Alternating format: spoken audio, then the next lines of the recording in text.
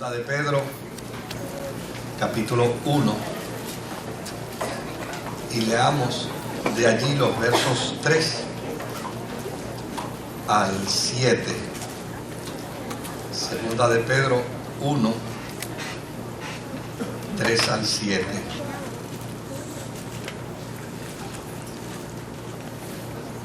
Y leemos a la gloria del Dios que es Padre, Hijo y Espíritu Santo. Amén. Ante todo, deben saber que en los últimos días vendrá gente burlona. Perdón, estoy en el 13 y en el 1. Del 3 al 7.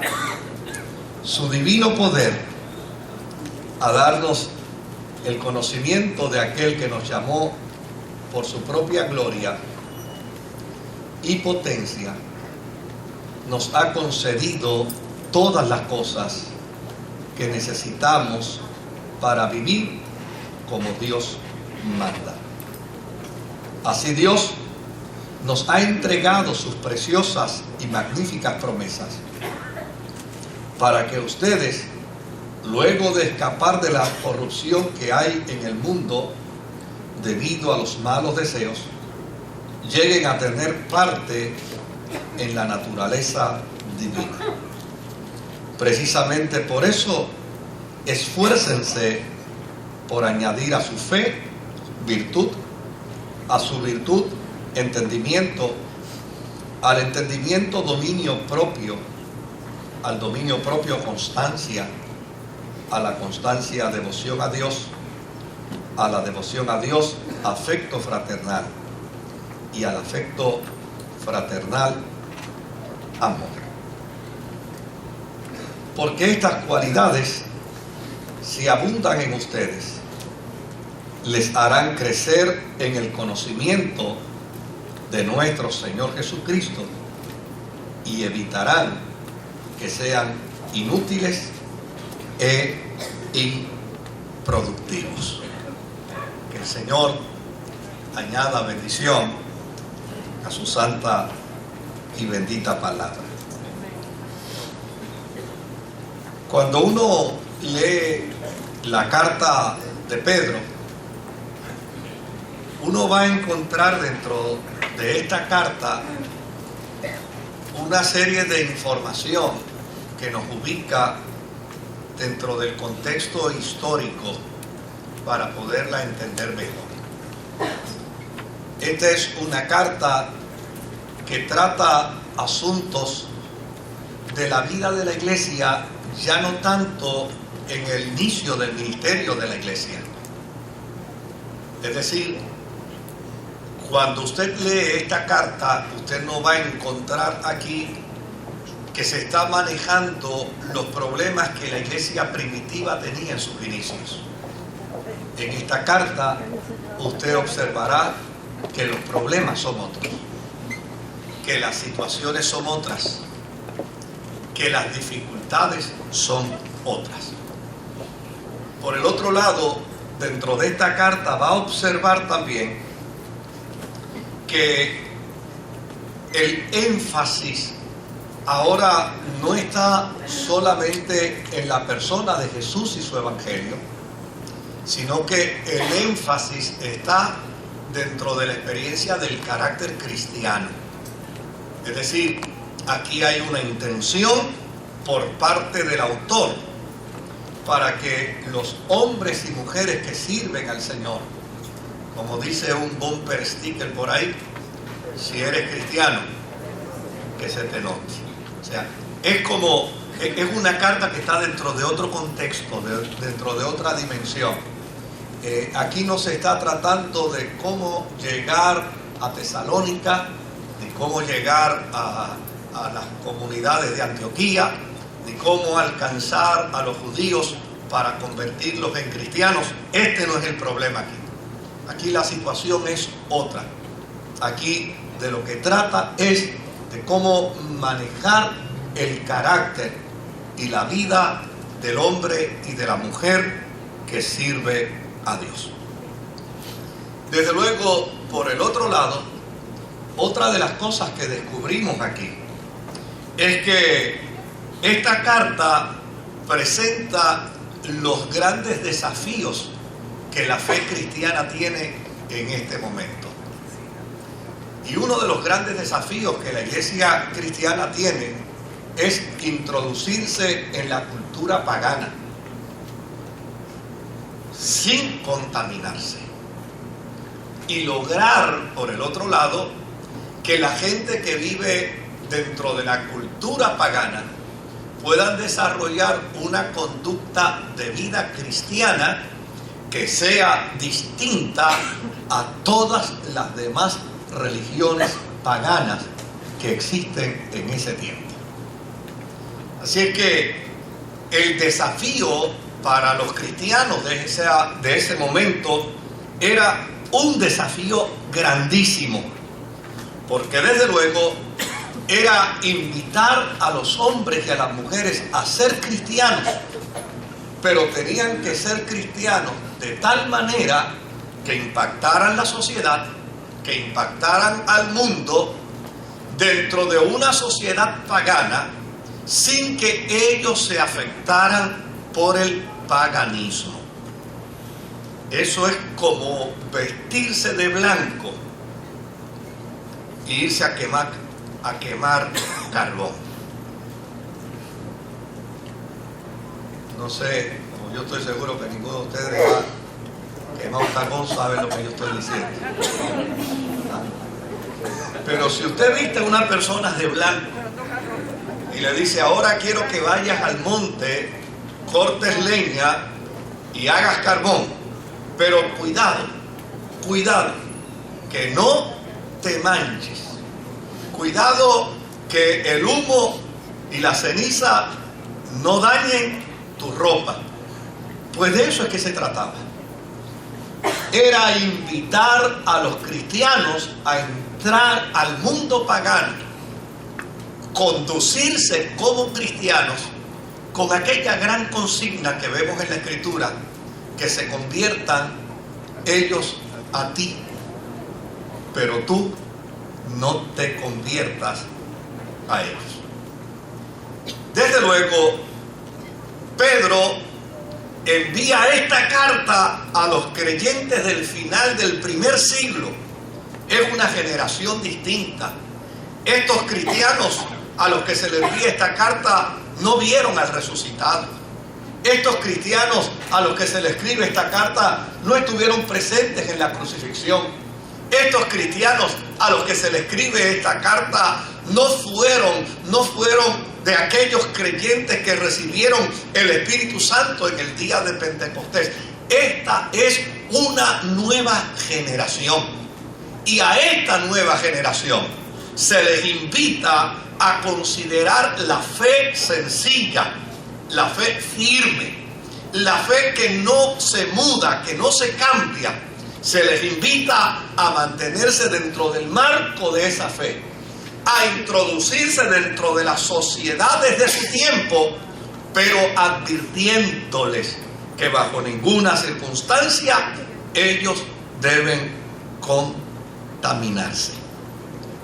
Y desde luego, una alternativa que les presenta Pedro a estos creyentes es la siguiente.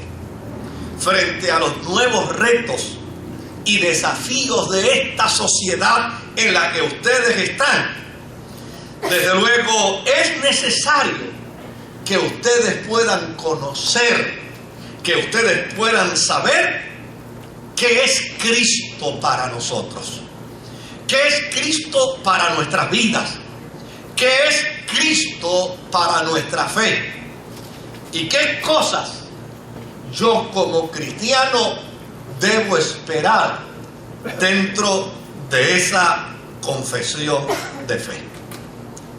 Y me llama la atención que lo primero que Pedro le dice es que a Dios, en la experiencia de la vida cristiana, hay que verlo grande. A Dios hay que verlo poderoso. Y él comienza diciendo, Él es el Cristo de poder. O sea, ¿qué visión yo puedo tener de Cristo? Porque en la medida en que yo tenga una clara visión de lo que es mi fe, es en esa medida como yo voy a crecer, como me voy a desarrollar. Yo no puedo perder de perspectiva la realidad de mi humanidad. Yo no puedo perder de perspectiva la realidad de mi condición débil como ser humano. Yo no puedo perder de perspectiva la realidad de las limitaciones que como humano tengo. Pero desde luego, no puedo permanecer toda la vida en un cristianismo como si fuera el primer día de mi conversión. No puedo permanecer toda la vida en un cristianismo como si hoy fuera el primer día. Desde luego, esa experiencia la viven los bonsái. Pueden tener 40 años y siguen siendo chiquitos. Pero los cristianos no la podemos vivir. Los cristianos necesitamos trascender. Los cristianos necesitamos crecer. Los cristianos necesitamos afirmar nuestro compromiso de fe, no meramente a base de unas experiencias tradicionales de vida, sino que los cristianos necesitamos afirmar nuestra fe a base de nuestras convicciones, a base de lo que es nuestra conducta, a base de lo que es nuestro estilo de vida. Por lo tanto, como veo a Dios, así es como yo he de desarrollarme en la experiencia de la fe. Si yo veo a un Dios pequeño, yo seré un cristiano como un Dios pequeño. Si yo veo a un Dios limitado, yo seré un cristiano como un Dios limitado. Si yo veo a un Dios insuficiente a mis necesidades, yo viviré toda una vida cristiana lleno de insuficiencias espirituales. Pero si por el contrario yo veo a un Dios grande, no importa cuáles sean las situaciones que advengan contra mi vida, yo podré ver a un Dios grande y me comportaré entendiendo que estoy acompañado de un Dios grande. De hecho, el profeta Jeremías narra cómo en un momento dado, en medio del cepo, en medio de la tortura, en medio de la aflicción, en medio de una sensación de muerte horrorosa como resultado del castigo por ser profeta de Dios, él exclama y dice: pero Jehová estaba conmigo como un poderoso gigante. ¿Usted se imagina a Jeremías viendo a Dios pequeño en medio de una crisis? ¿Usted se imagina a Jeremías viendo a Dios pequeño en medio de una tortura? Desde luego, si el Dios de Jeremías dentro de su concepción, porque a fin de cuentas, querido, Dios ya está bíblicamente definido. ¿Sabe lo que dice la Escritura sobre la grandeza de Dios? Los cielos de los cielos no te pueden contener. Ahora, no estamos hablando de la dimensión, de la estructura física de Dios. No, estamos hablando de cómo tú y yo lo vemos. Porque es indiscutible que nuestro Dios es grande. Pero a fin de cuentas, ¿de qué sirve un Dios grande si tu concepción de Dios es pequeña? ¿De qué sirve un Dios poderoso, todopoderoso, omnipotente, omnisapiente, si tu concepción de Él es limitada? Pedro comienza diciéndole a los cristianos de su tiempo: a Dios hay que verlo grande. De hecho, cuando el salmista habla de Dios, habla de la grandeza de Dios. Cuando el salmista plantea el poder y la fuerza de Dios, hace una pregunta retórica y la responde: ¿qué tuviste, oh mar, que huiste? ¿Y qué vieron ustedes, montes que se volvieron hacia atrás?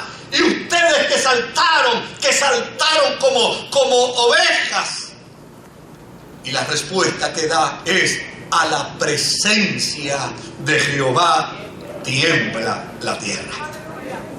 Si usted tiene a un Dios grande, hágase un favor, véalo tan grande como Él es. El profeta Isaías, cuando narra la experiencia de su llamado al profetismo, una de las cosas que dice en el capítulo 6 del profeta Isaías es: en el año en que murió el rey Usías, yo vi al Señor y sus faldas llenaban el templo. Lo que quiere decir es: lo vi como Él es. Por el otro lado, Pedro dice: a Cristo hay que verlo como el Cristo de la generosidad. Y cuando Pedro dice que a Cristo hay que verlo como el Cristo de la generosidad, ¿sabe lo que quiere decir? ¿Sabe lo que eso quiere decir? Que no lo podemos ver como un mezquino. A veces el comportamiento nuestro como cristianos, en nuestras desesperanzas, en nuestras situaciones de debilidad humana, proyecta el que Dios muchas veces se conduce como si fuera mezquino. De hecho, a veces escuchamos personas plantear cosas dentro del marco de la fe que casi ponen de vacaciones al diablo.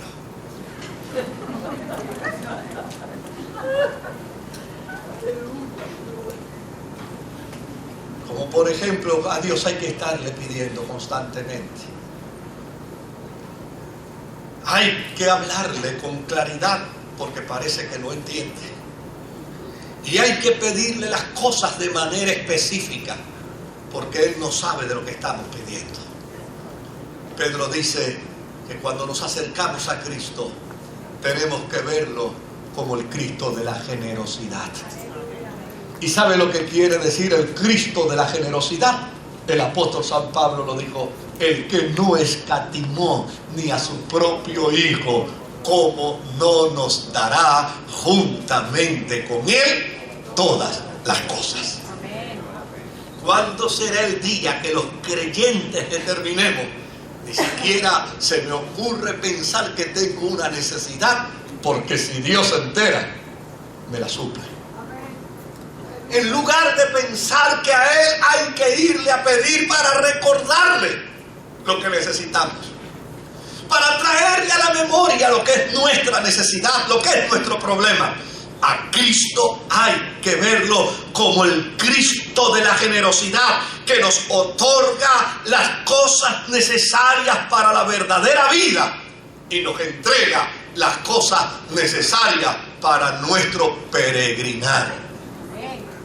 No me dará lo que yo caprichosamente quiero, pero sí me otorgará para mi necesidad. No me dará lo que tal vez dentro de mi deseo y anhelo humano yo quiero. A fin de cuentas, si usted es un buen padre, tampoco lo debe hacer con su hijo. Y si usted es un buen abuelo, tampoco lo debe hacer con su nieto, con su nieta. Ni a los hijos se les da todo lo que piden, ni a los nietos se les da todo lo que piden. Pero sí, a los hijos y a los nietos se les da todo lo que necesiten. Él es el Cristo de la generosidad. Y Él es el Cristo de las promesas. Él es el Cristo de las promesas. Y cuando se habla de que Cristo es el Cristo de las promesas, mire lo que dice 2 de Corintios, capítulo 1 y versículo 20. 2 de Corintios, capítulo 1 y versículo 20, cuando habla con respecto al Cristo de las promesas, dice: todas las promesas que ha hecho Dios son sí en Cristo, Así que por medio de Cristo respondemos así sea, para la gloria de Dios. Es decir, toda promesa que ha sido considerada y concebida en el cielo, Él es el responsable de hacerlas llegar a nuestras vidas.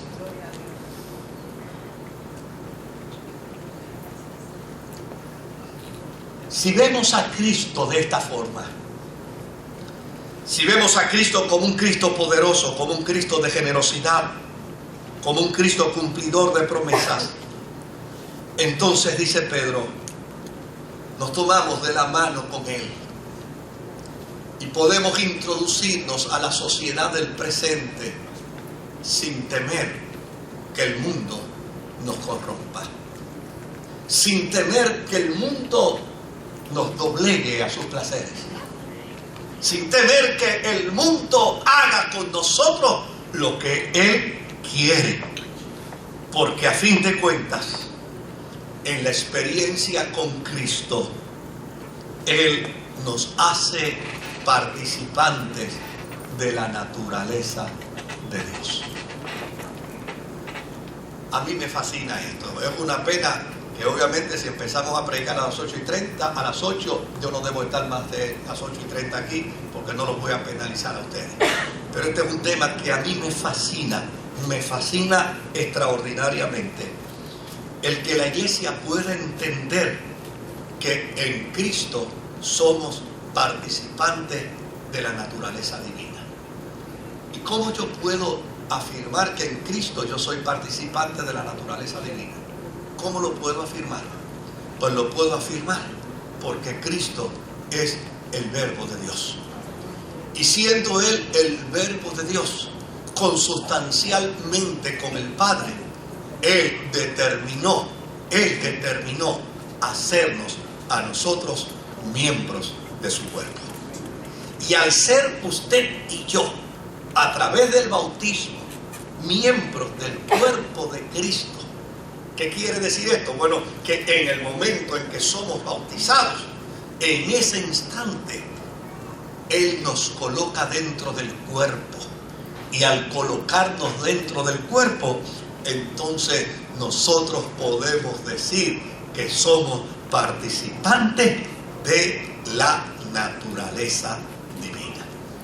Ahora, hasta aquí, queridos, todo esto suena muy bien. Hasta aquí, querido, todo esto se plantea de manera exquisita. Pues ¿qué se me pide?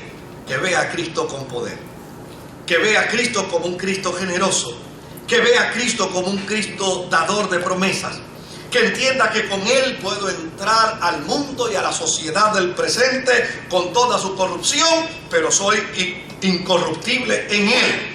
Que juntamente con Cristo soy participante de su naturaleza divina. Ahora, ¿sabe qué me llama la atención?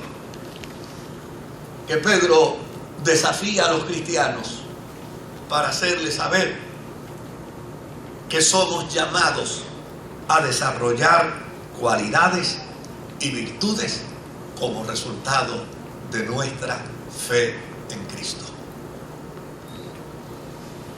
Y yo les tengo buenas noticias. Esto no es muy difícil de entender. ¿Sabe por qué? Porque los inconversos lo entienden bien. Los inconversos saben cuál debe ser la conducta de un cristiano. De hecho, cuando un cristiano en el trabajo no se conduce como cristiano, los inconversos dicen, ¿y eso? Es cristiano. ¿Ven? Tienen que preocuparse mucho por entenderlo, porque ellos no entienden. Oiga, si los inconversos lo entienden bien, ¿cómo no lo vamos a entender nosotros los evangelios? Si los inconversos saben de esto con perfecta claridad, ¿cómo para nosotros se nos va a hacer difícil? ¿Cómo para nosotros va a ser complicado? Si ellos lo entienden bien. Cuando un cristiano en su trabajo habla soez, los inconversos dicen, ¿y eso? ¿Qué es cristiano? Cuando un cristiano da un cheque sin fondo, el que recibe el cheque sin fondo, dice, ¿y eso qué es qué? ¿Qué es cristiano? O sea, si los inconversos entienden esto bien, ¿cómo que los cristianos no lo vamos a entender bien? Lo tenemos que entender mejor que ellos. Porque a fin de cuentas, el gran desafío de la vida cristiana no es meramente descansar en una elección, no es meramente descansar en una predestinación, no es meramente descansar en la experiencia de que Dios me llamó y me alcanzó por su gracia. Claro que esa es la virtud extraordinaria del amor de Dios para con nosotros, pero una vez soy alcanzado, una vez soy redimido, una vez soy comprado, una vez soy hecho cristiano.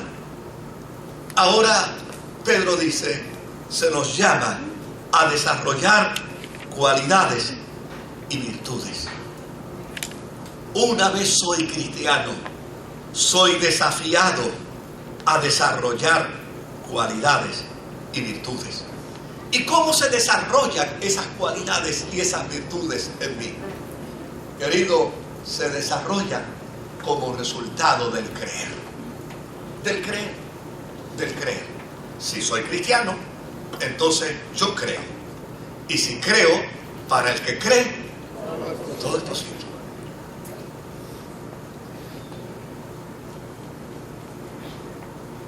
Es como resultado del creer. Ahora, el creer es un ejercicio. ¿Es un ejercicio de qué? De la mente. Es un ejercicio del corazón. Es un ejercicio a conciencia.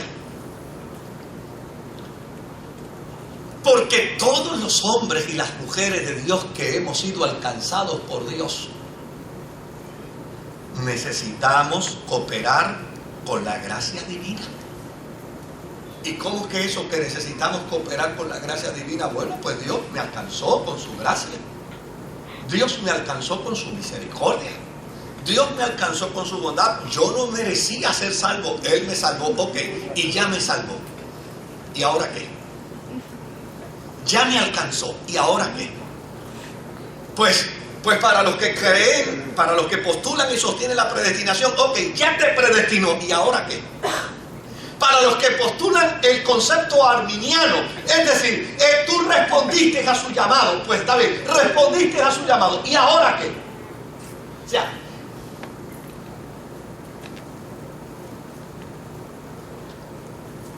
¿qué se espera de la vida del hombre y de la mujer en su servicio al Señor? Pues espera que entre en un proceso de cooperación con la gracia divina. Y a ese proceso de cooperación con la gracia divina, el apóstol San Pablo, en su carta a los Filipenses, en el capítulo 2, Filipenses capítulo 2, yo quiero leérselo.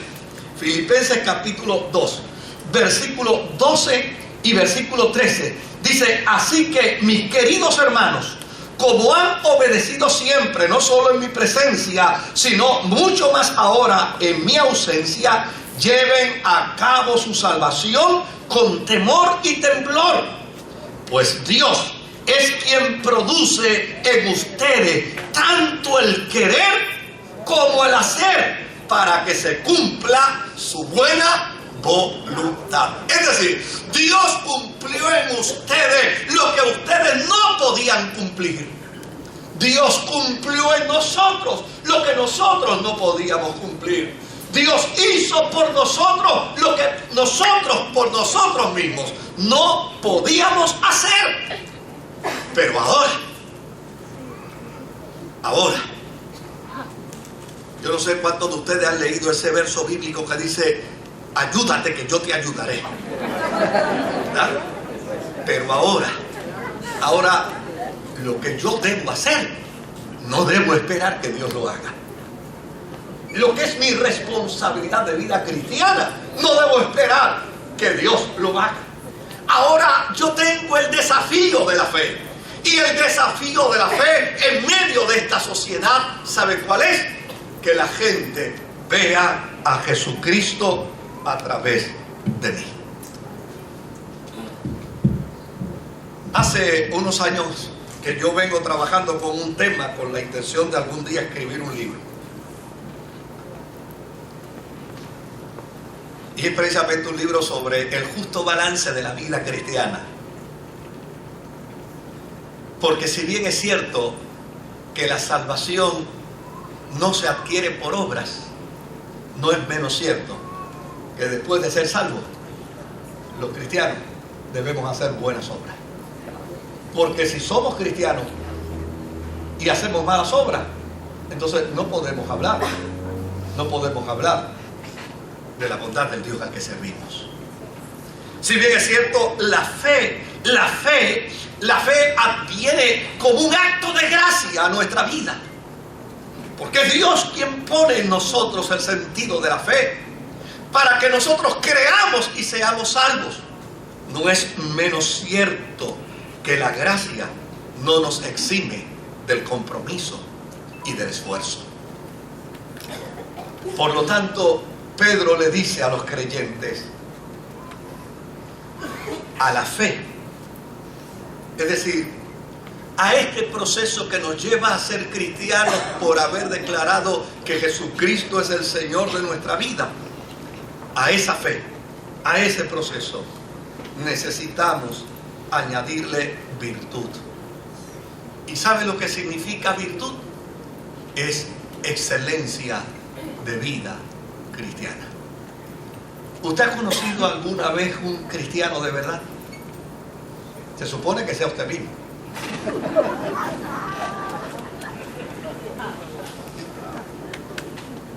Pero ¿ha conocido usted a un cristiano de verdad? Cuando uno dice, óyeme, ese sí que era un cristiano de pie a cabeza. Ese sí que era un santo de Dios. Cuando yo me reúno con mi familia, yo no sé por qué todavía no dicen eso de mí. ¿Será que la gente espera que uno se muera primero para después decir? Pero cuando yo me reúno con mi familia, me dicen, oye, ese padre tuyo sí que daba honor a su nombre. Él se llamaba santo y era un santo de verdad. Entonces empiezan a definir las conversaciones, las pláticas, su forma de manejar los conflictos, su forma de manejar los problemas, la forma y manera de conducirse ante los demás, la equidad con la que trataba los asuntos, la seriedad con la que trataba a los seres humanos. Entonces ellos empiezan a definir esa vida de excelencia como una vida de un santo. Pedro le dice a los cristianos, a la fe hay que añadirle excelencia.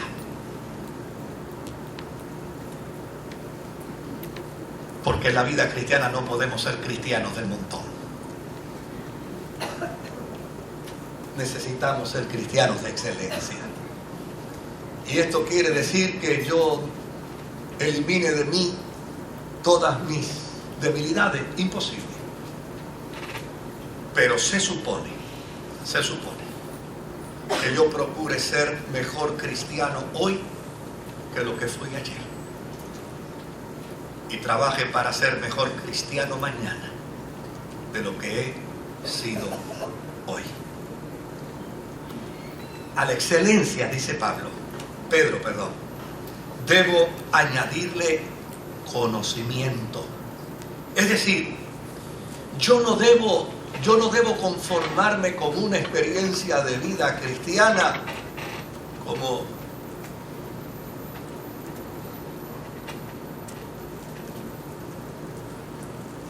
como un creyente al que le pasan los años y los años y los años y los años y siempre está en lo mismo, sino que a la experiencia de la vida cristiana yo debo imprimirle un desafío por conocer cada día mejor al Señor, de conocer cada día mejor la gracia, de conocer cada día mejor la vida cristiana, de interesarme cada día por conocer qué es lo que espera Dios de mí, qué es lo que espera la fe de mí, qué es lo que demanda la fe de mí.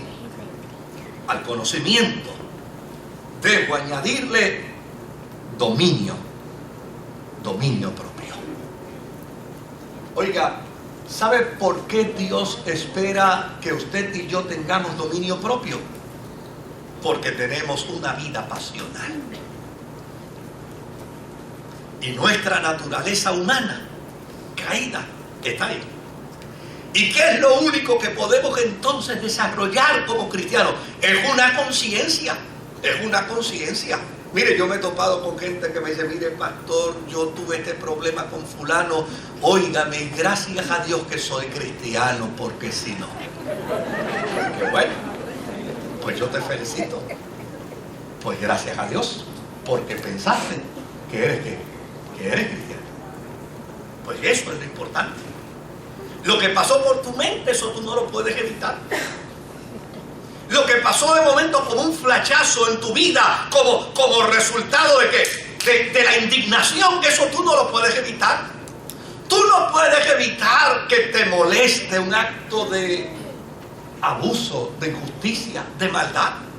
Tú no puedes evitar que te indignen los pecadores y los perversos y los malos. Pero sí puedes evitar caer en una conducta que te haga semejante a ellos. Y para eso, dice Pedro, añádele a tu vida dominio propio. Es decir, la capacidad de enfrentarte a ti mismo entre la razón y la pasión.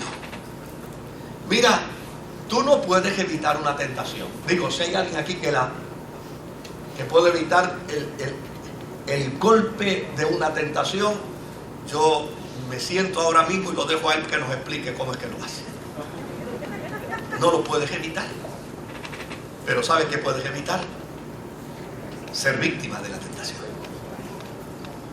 Tú no puedes evitar un coraje. Pero ¿sabes qué puedes evitar? Unas consecuencias como resultado de tu coraje. Tú no puedes evitar elementos humanos de la vida. No los puedes evitar. Pero sí puedes desarrollar una capacidad para confrontarte contigo mismo cuando la pasión y la razón necesiten intervenir con tu realidad existencial. Ah, claro que hay cosas que a mí me gustaría hacer, pero como cristiano no debo hacerlas. Ah, claro que hay cosas que a mí me gustaría realizar, pero como cristiano no debo realizarlas. Hay cosas y hay aventuras que a mí me gustaría emprender, pero como cristiano no debo emprenderlas. ¿Sabe lo que dice el apóstol San Pablo? Todo me es lícito, mas no todo me conviene. A esta experiencia de vida cristiana hay que añadirle dominio propio.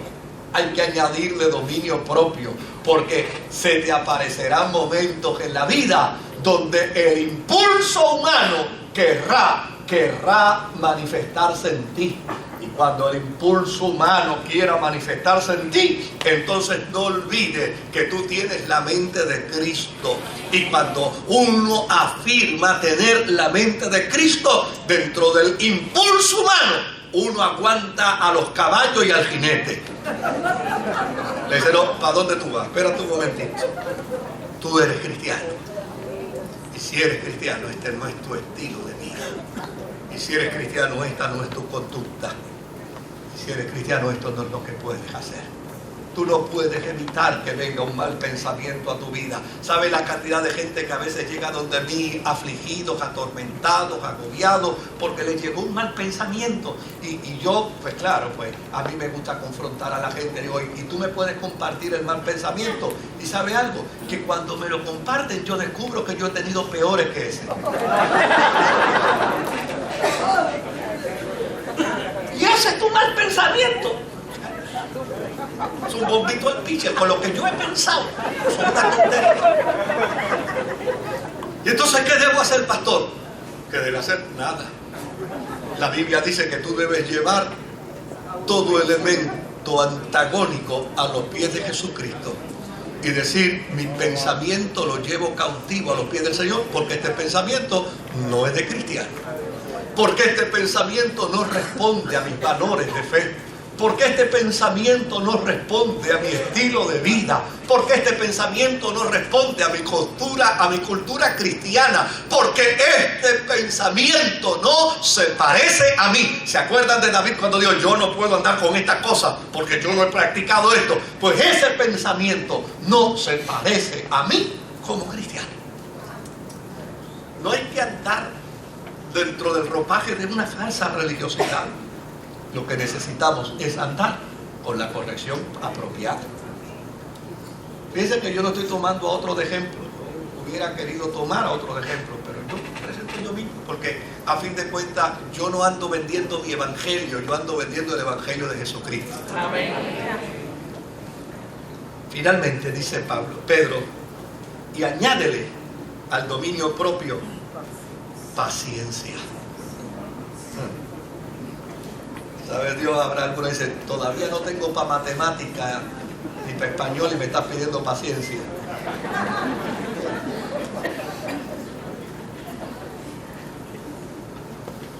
¿Qué quiere decir aquí el término paciencia? Paciencia lo que quiere decir aquí es aceptación de la realidad de una crisis. Aceptar las realidades de la vida.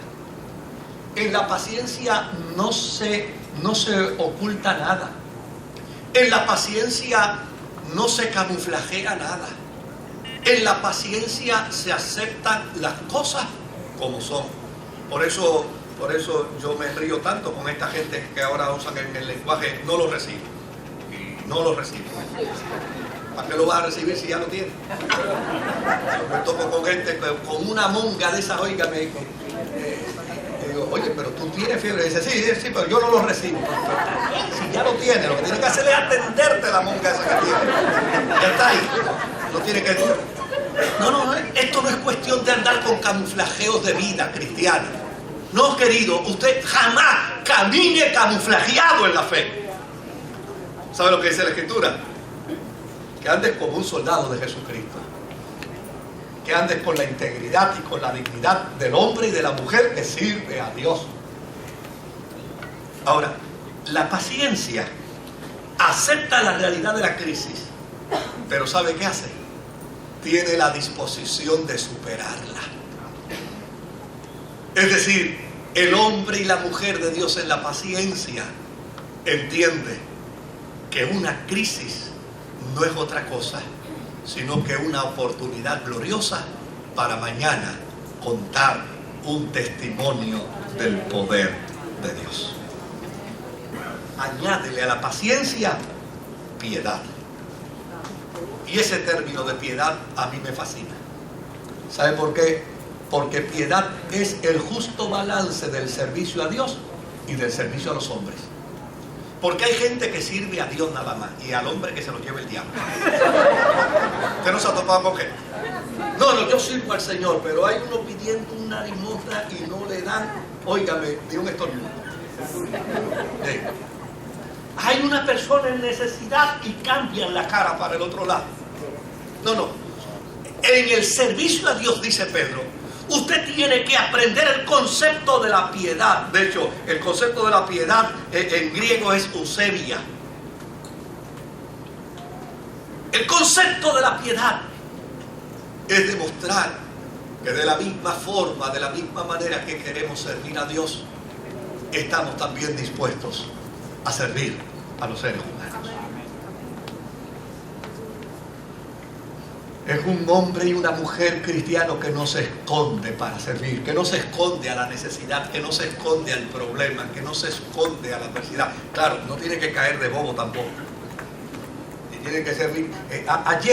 Ayer estábamos allá en la playa bautizando y Fran se acercó a un individuo donde estaba Fran y estaba yo.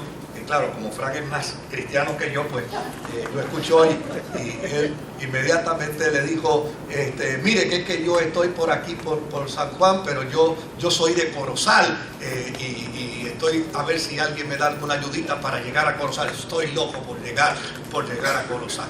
Y desde luego, pues Frank inmediatamente sacó $1 y se lo dio. Pero en lo que Frank fue a buscar el dólar al carro, yo le digo, oye, ¿y de qué barrio de Corozal tú eres?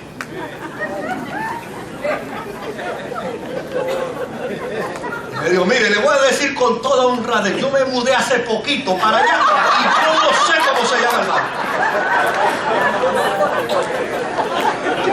barrio. Te debo confesar lo que le dije porque no te lo dije. Le dije, chico, entonces por más chavos que te demos, tú no vas a llegar si tú no sabes de dónde tú vives. Imagínate, por más chavos que te demos, tú no vas a llegar jamás a Corozal si tú no sabes dónde tú vives. Cambia el cuento, cambia la historia. No, o sea, de eso no es que se trata. De lo que se trata es de entender cuando mi hermano tiene una necesidad. Oiga, si mi hermano me está diciendo a mí que tiene hambre, yo no le puedo decir, ora a Dios para que Dios te provea. Si mi hermano me dice a mí que está en una situación de crisis, yo le puedo decir, no te preocupes que yo voy a orar al Todopoderoso para... No, si tu hermano te dice que tiene una necesidad y en ti hay posibilidad, bendice a tu hermano. Ayuda a tu hermano. A eso es que se refiere. Añádele a la paciencia la piedad, la buena disposición para servir. Y a la piedad, añádele el amor fraternal. El amor entre hermanos, que es la finalidad de las virtudes cristianas, que es la meta de la experiencia de la fe. De tal manera, que cuando alguien te ve a ti, no te ve a ti nada más. Cuando alguien te ve a ti, vea en ti a Jesucristo. Mire,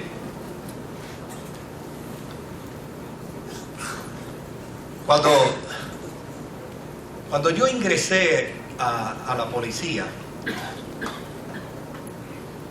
yo había recién ingresado al ministerio. Y usted no tiene idea los conflictos que había con eso.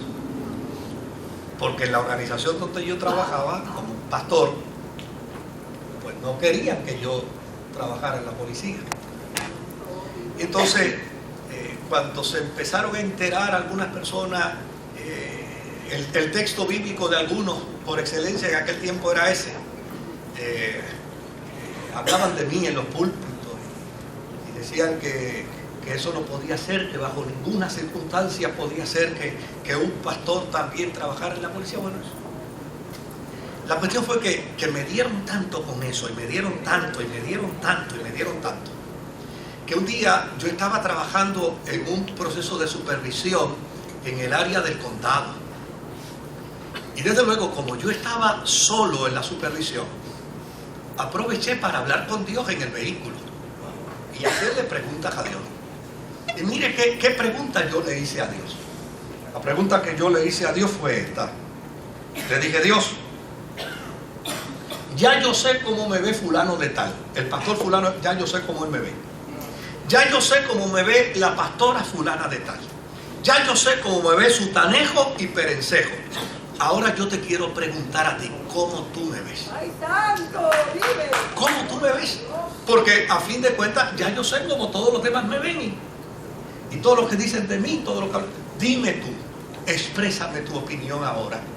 ¿Cómo tú me ves trabajando dentro de esta patrulla? ¿Cómo tú me ves haciendo esta labor de servicio? Y desde luego yo estaba tan preocupado por conocer la opinión de Dios, que les confieso que yo iba en el vehículo llorando, diciéndole a Dios, Dios, ¿cómo tú me ves? Yo necesito que tú me digas cómo tú me ves. En eso, el sistema de radio es un sistema que tiene una oficina de control, y entonces todas las querellas pasan por esa oficina y de ahí se circulan a las distintas áreas de los precintos. Y en eso, por el radio sale esta información. Hay una mujer que está en la calle X del condado, está vestida de negro, tiene muchas prendas en su cuerpo y se cayó al suelo y no se ha podido levantar. Y desde luego yo tomo el radio y digo al centro de mando, digo, mira, yo estoy cerca del lugar, yo paso. Yo estaba como a 1,5 cuadras del lugar. Así que me dirijo hacia el lugar y todavía voy preguntándole a Dios, Dios, yo necesito que tú me digas cómo tú me ves, cómo tú me ves. Finalmente llego a la esquina de la calle Anunciada y en efecto allí estaba la mujer. Una mujer vestida de negro, obviamente estaba vestida de negro porque era un viernes en la noche y ella había salido a disfrutar. Estaba muy bien vestida, estaba llena de prendas Y desde luego estaba tirada en el piso. Así es que yo estaciono el vehículo, salgo del vehículo y empiezo a caminar en dirección hacia donde está ella. Pero cuando ella me ve, entonces empieza a intentar incorporarse y empieza a intentar levantarse. Y en ese instante yo le digo a esta mujer, no, quédese ahí en el suelo, no se preocupe, yo la voy a ayudar a levantarse. Pero ella no esperó que yo cruzara la calle y llegara donde ella se incorporó. Y cuando se incorporó, entonces yo me acerqué donde ella, le di las buenas noches, le pregunté si estaba bien y ella lo único que decía era, Dios mío, ¿qué es esto? ¿Qué yo estoy viendo? Yo estoy viendo a un Cristo vestido de policía. Dios mío, ¿pero qué yo estoy viendo? Yo estoy viendo a un Cristo vestido de policía. Óigame, Dios convirtió a aquella borracha en una profeta. Y la utilizó de vehículo precisamente para responder a mi pregunta. Porque a fin de cuentas, queridos, lo que es importante una vez te bautizas, una vez te haces cristiano, no es empezar a hacer cambios de estilo, ni cambios de trato. No. Lo que es importante, ¿sabe qué es? Que comiences a reflejar al Cristo que está en ti en todo lugar donde te encuentres. Eso es lo que es importante. Que la gente vea al Cristo que está en ti. Yo recuerdo cuando yo era pastor en Trujillo Alto, el bartender, el hombre que más sabía de preparación de rones allá en el área de Palmas del Mar, en el área de donde se expedía toda la bebida, se convirtió al Señor. Hace unos 4 meses atrás fui a predicar a la iglesia que yo pastoreaba y allí está sirviendo al Señor todavía. De hecho, le dedicaron el aniversario de la iglesia. Y él se convirtió al Señor. Y el mismo día que se convirtió al Señor, me dijo, pastor, mañana voy a renunciar a mi trabajo. Y yo le dije, ¿a qué usted se dedica? Me dice, yo soy bartender, yo soy el que dirijo el área de bar de Palmas del Mar. ¿Y cuánto usted se gana? Yo le estoy hablando de 30 y pico de años atrás. Pero yo me gano mucho dinero, pero yo renuncio mañana. Yo le digo, no, espere un momentito, ¿cómo que usted va a renunciar mañana? ¿Qué lo va a mantener a usted? ¿Y cómo usted va a mantener su familia? Yo no sé, de eso Dios se encargará. Y le dije, no, espérese un momentito. Escúcheme bien, usted no puede tomar decisiones así tan abruptas. Escúcheme bien lo que le voy a decir. ¿Qué usted va a decir? No, que yo me convertí a Cristo. Y yo lo voy a prepararle un trago más a nadie. Y yo le dije, no, espérese un momento, hermano. Mire, usted se convirtió al Señor hoy, usted llega a su casa ahora y usted le dice a su mujer que usted va a renunciar al trabajo y ella le va a preguntar ¿qué te pasa a ti? Y usted le va a decir que se convirtió. Lo peor que va a decir es que por culpa de la iglesia ahora nos vamos a pasar hambre nosotros. No, espérate un momentito, eso no es así. Me dice, no, pero es que esto que yo siento, no, si eso que usted siente no se le va a quitar jamás, estará ahí, pero no puede tomar esa decisión así de rápido. Vamos a ver. Usted se atreve a hablarle de Jesús a la gente allí. Usted se atreve a compartir lo que usted siente hoy, lo que usted vive hoy. Me dice, mire, esto que yo siento, esto es incomparable, jamás yo lo había sentido. Usted se atreve a compartirlo. Digo, sí. Digo, pues, entre tanto, Dios le provee un trabajo. Entre tanto, Dios le provee un sustento para su familia. Quédese allí. Y cuando le pidan que le prepare a fulano algo, usted se lo prepara y le va hablando de la gracia de Dios. Y le va hablando del amor de Dios. Y le va hablando de lo que usted siente. ¿Y sabe qué hizo este hombre? Todos los domingos venía a la iglesia como un testimonio nuevo. Me gané a fulano de tal, me gané a sultano, me gané a Preseo Pastor. Mientras yo le preparaba, mire que un Bloody Mary, yo preparaba. No venía Bloody Mary, venía la sangre de Jesucristo.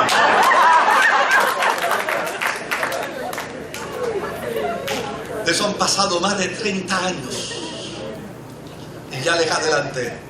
Hace 4 meses fui a la celebración del aniversario de esta iglesia. Y allí está el hombre sirviendo al Señor. No se necesita nada más que para la fe, que lo que dice la Escritura. Cree en un Dios grande. Cree en un Dios poderoso. Cree en un Dios bondadoso. Cree en un Dios de gracia. Cree en un Dios de restauración. Entiende que Él te ha tomado de la mano y va a evitar que este mundo corrupto te corrompa. Entiende que ahora tienes un gran desafío en la vida cristiana. ¿Y cuál es ese desafío? De crear conciencia que si eres cristiano ya no puedes ser el hombre que antes era. La Biblia dice: de modo, si alguno está en Cristo, nueva criatura es. Las cosas viejas pasaron, he aquí todas son hechas nuevas.